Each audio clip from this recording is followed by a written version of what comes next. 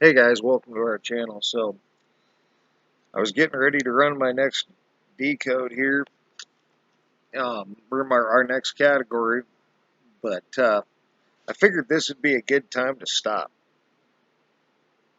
Not stop completely. I just wanted to, but no, this would be a good time to stop. And there's me being a little bit entertaining and all this. Time to stop, right? No, but it was time to stop and point something else out here. Um, I think it's worthy of note that when you got these um, extractions, we used to call them extractions. We should start calling them extractions again because that's what they are. You're you are literally extracting the exact changes. Anything, believe it or not, this B did not change. It just moved. It's still there. It's just in trouble. You understand? As is this O, as the R is there. It still exists. It didn't change. The O didn't change. This E didn't change. And ever actually didn't change. But this N showed up. And you extract that. So all these things that actually changed, you extract and bring down here. And this time it's to the tune of 1, 2, 3, 4, 5, 6, 7 letters. And that's all you got. So only 7 letters changed. That's it. Now the others got rearranged a little bit, but they're still there. That's the point. And I also want to note that on top of that, with these songs, now we got Colorado Skywatch asked us to do Stouffer's stovetop stuffing. I remember the ad, Stouffer's stovetop stuffing. The little, but and a lot of people do. That's one of Moneybags' finds, if I'm not mistaken. And we can do that, but what we can't do with that is put it into these charts and get a variance percentage, because I really don't know how I would go about that. You'd have to calculate a lot, but with these songs, we can get a variance percentage with this formula and find out how far it varies from the original, or to my memory anyway. And if anyone remembers, we did some stuff on John Titor, even though I don't think he was a time traveler. He was a quantum traveler, probably, if he existed at all. But he said something like 2.7% variance is what he experienced from his timeline, as he called it. So we decided to see how far off some of these songs were. And we come up with that formula. And then you can put that into a chart like this, color code it to anything under 1%. I think we have green.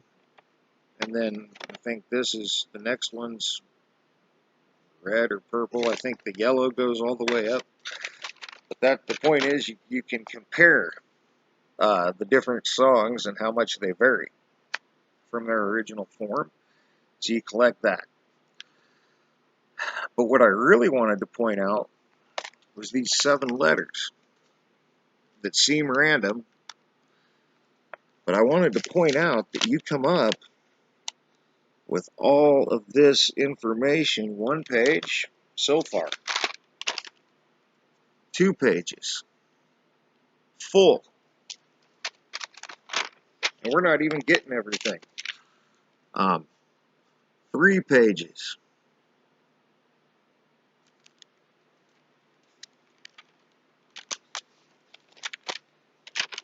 and then, oh yeah, and then 4 pages,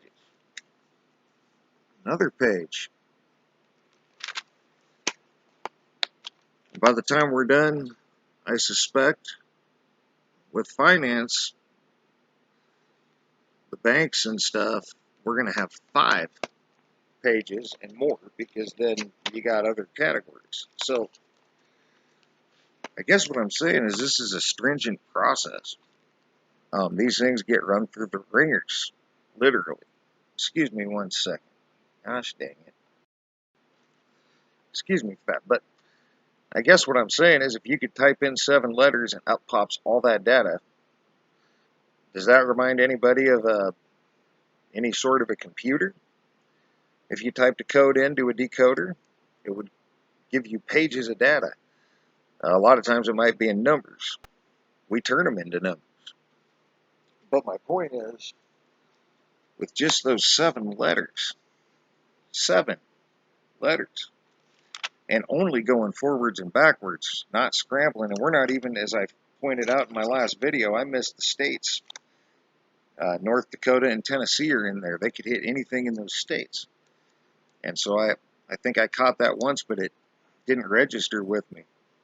And I just kept moving on and didn't run them much as states. But yeah, so we're not even getting everything going forwards and backwards.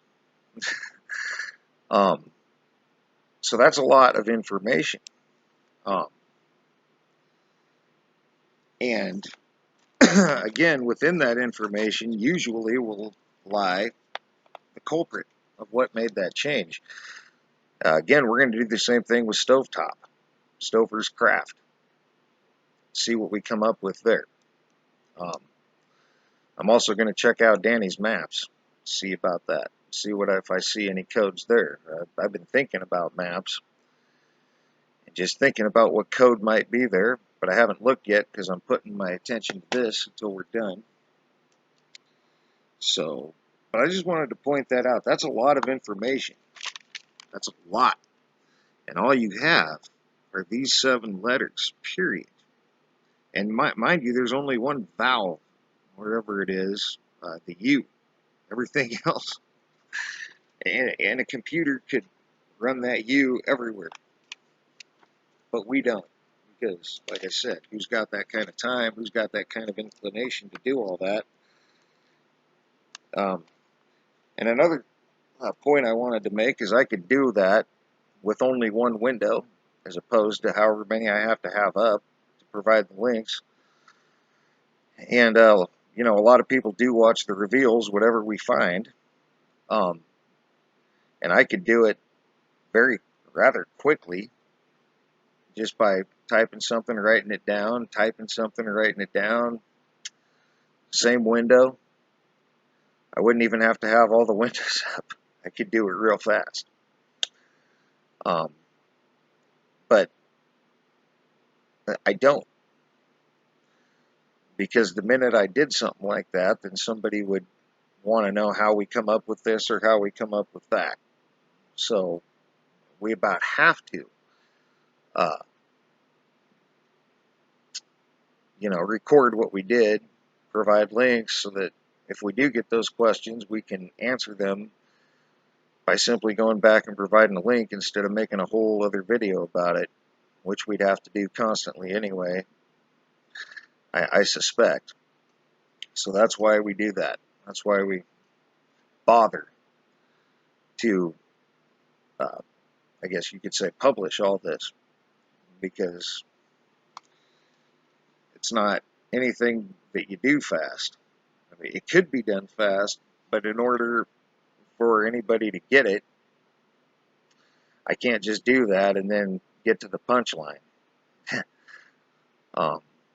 I have to go through the whole joke. If you these aren't jokes, but you know, I got to go through all the information to get to the bottom line. The whole joke to get to the punchline. You could compare it to a joke. You know, if I just told the end of a joke, nobody would get it. If you know, the old knock knock joke. If all you did was walk up to somebody and said, "Orange, you glad I didn't say apple again?" nobody would get it. That wouldn't even be amusing, right? So that's basically what we'd be doing at that point. So we can't do that. And I understand they're lengthy, and you know, they're interesting to me because I didn't know half of this stuff, and it's all in these changes. But I can see where a lot of people wouldn't be that interested for whatever reason. But yes, it's understandable because they're long, and I've taken this longer than I wanted to, guys. But I just wanted to point that out. This is a wealth of information you get out of 7 letters only, and not getting everything out of it, just enough. There's more, a lot more than even that. And once again, that definitely backs what we say. They're codes. That's why the information's there. That's why the random letter generator didn't work the same, because the random letters aren't a code.